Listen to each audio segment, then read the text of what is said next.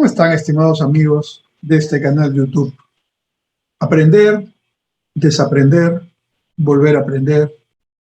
Esa es la tarea que nos corresponde hacer durante toda la vida. Hace algunas décadas, cuando mi generación fuimos niños, varios de ustedes que me están viendo y escuchando, teníamos la idea equivocada, por cierto, de que el aprendizaje era fundamentalmente en las primeras etapas de la vida, ¿no? La propia educación, el colegio, y la educación terminaba cuando ya lograbas un título profesional en una universidad o un diploma en una institución técnica. Pero la vida nos ha enseñado, este cambiante mundo, este siglo de la información y el conocimiento, del Internet, de las redes sociales, del cambio violento, disruptivo en las tecnologías, nos ha enseñado que nunca se deja de aprender, que más bien hay que estar en permanente atención para aprender, para desaprender lo aprendido, que ya no es lo que necesitamos, y para volver a aprender. Es decir, tenemos que estar dispuestos a que nuestro cerebro esté permanentemente activo, y que por lo tanto podamos seguir desarrollando en diferentes etapas de nuestra vida, pues un aprendizaje en el sentido integral de la palabra, no solamente de experiencia de vida, sino también de conocimientos, sino también de experiencias en información, e incluso, como decía Peter Drucker en algún libro que publicó, ¿no?, que le llamaba La gerencia en la sociedad futura, ¿no?, decía, el futuro ya está aquí, y se explicaba cómo, por ejemplo, antes, recuerdan ustedes, teníamos a nuestros médicos, que eran casi todos médicos generales, y ponían su placa, ¿no? Doctor, venía el nombre y decía médico cirujano. Y en realidad todos eran médicos cirujanos, pero la especialización vino después. Los médicos tenían que hacer y tienen que hacer su residencia en alguna especialización, que formalmente desde el punto de vista académico es una segunda especialidad, ¿no? Y algunos tienen que incluso continuar de la especialidad o la subespecialidad. Por ejemplo, una especialidad es la pediatría, pero dentro de la pediatría puede haber una subespecialidad pediatra, digamos, vinculado a temas neurológicos, o pediatra vinculado a temas cardíacos, en fin, o pediatra cardiólogo sería. Entonces, esos elementos, esas subespecialidades de las especialidades, ¿no?, son elementos que hoy día claramente van, ¿no? Y Drucker se adelantaba hace varias décadas atrás a decir, no solamente van a tener que especializarse más, sino que algunas de las tareas que hoy hacen, se refería a varias profesiones, a diferentes profesiones, ya no se van a hacer en el futuro. Se van a tener que hacer un alto, no importa la edad que tengan, y empezar de nuevo con otra carrera, ¿no? Y eso es lo que vamos viendo. Vamos viendo disciplinas que siguen siendo muy importantes, por supuesto, y otras que empiezan a ser importantes para ciertas circunstancias, pero que requieren de otras disciplinas. La interdisciplinaridad también es un tema fundamental para complementar el conocimiento y para desarrollar de esa manera una situación mucho más efectiva en el logro del objetivo.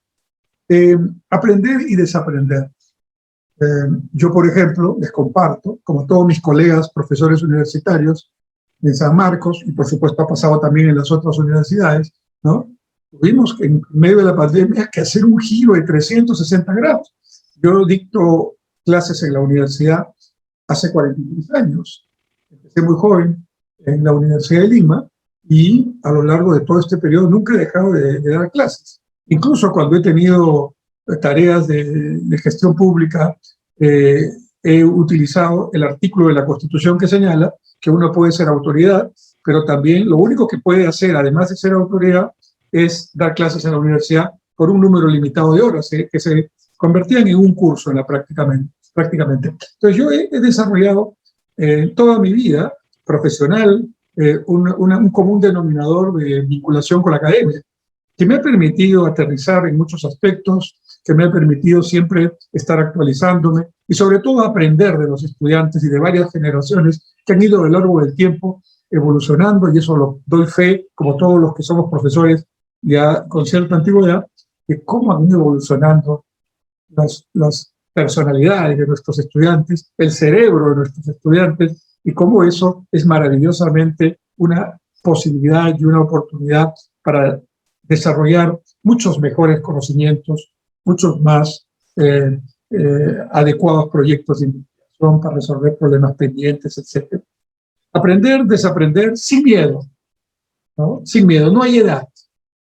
Hace unos años vi una señora de más de 80 años que se estaba graduando de abogada y otra se graduó en otra profesión en otro país, y sentí una gran emoción. Y creo que incluso la normatividad que hoy tenemos, por ejemplo, en la ley universitaria, la última, pone limitaciones de edad cuando los profesores todavía están en plena conciencia y ya tienen más de 75 años, ya tienen 80 años, pero están lúcidos y todavía pueden aportar. ¿Por qué cortarles esa posibilidad? Yo creo que ahí hay que revisar todo lo que se refiere a edades, porque hoy día los adultos mayores, que se consideran a partir de los 60 años, ya somos jóvenes mayores, jóvenes adultos mayores, porque hoy día la edad promedio, o mejor dicho, la esperanza de vida después de los 65 años ya bordea los 80 años en el Perú, y en Suiza ya se acerca a los 100 años. Entonces, si el mundo vive más, ¿por qué no dar oportunidades a esa vida adicional que Dios nos está dando y la ciencia permite, ¿no? Para que podamos seguir todos sirviendo con nuestra experiencia, con la riqueza que dan los años a las nuevas generaciones, ¿no? Si algo pasa en muchas personas que están ya en procesos de jubilación o ya no están vinculados a la actividad que durante toda su vida tuvieron, ya se jubilaron, ¿no? Es un gran problema de soledad y incluso de depresión, por sentirse ya poco útiles. Yo creo que hay que revisar todas las normas que tienen que ver con edades, porque hace 50 años, llegar a los 65 años, es la edad de jubilación todavía, era una proeza, ¿no? Y llegar a los 80 años era una rareza. Hoy día el promedio llega a los 80 años. O sea que muchas personas llegan mucho más, a los 90 y más. Y claro, algunas personas llegan a esa edad, pero no llegan en condiciones de todavía seguir aportando en lo que conocen, en su profesión, en su conocimiento, experiencia vital, pero otros sí. Entonces, ¿por qué privarlos de esa posibilidad?